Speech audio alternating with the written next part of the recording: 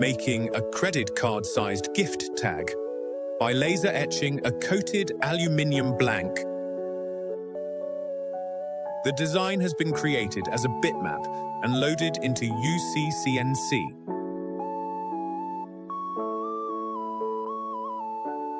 I will be using a Uccnc 20-watt diode laser set to 85% power output.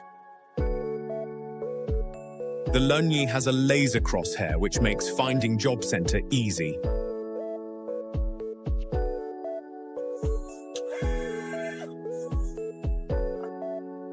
The crosshair has an offset from the main laser beam, and this is then applied.